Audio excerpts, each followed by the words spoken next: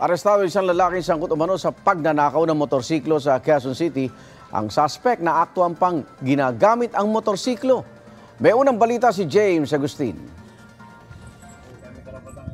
Timbog sa ikinasang follow-up operation ng pulisya ang lalaking ito na nagnakaw umano ng motorsiklo sa barangay Bagong Pag-asa, Quezon City.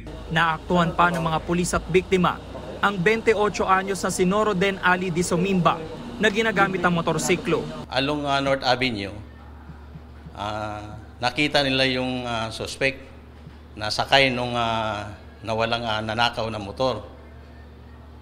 So agad-agad, inaresto ng ating mga follow-up at dinala dito sa presinto. Kwento ng biktima sa pulisya, iniwan niya ang kanyang motorsiklo sa labas ng kanilang bahay at nadiskubre na lang niyang nawawala ito pagising niya na madaling araw. Itinanggi ng sospek ang reklamo laban sa kanya. Wala po akong balag doon. Pero kinuha niyo po yung motor? Hindi po, sir. Sa toolbox lang po yung sinubukan ko lang yung susi. Hindi ito ang unang beses na nasangkot sa pagnanakaw ang sospek. Pero ngayon pa lang siya makukulong matapos sampahan ng reklamong paglaba sa new anti-carnapping law. Itong suspect ay marami na palang reklamo sa barangay. Kaya lang pinapatawad ng mga biktima kasi sinasaulit naman yung mga gamit na mga nawala sa kanila.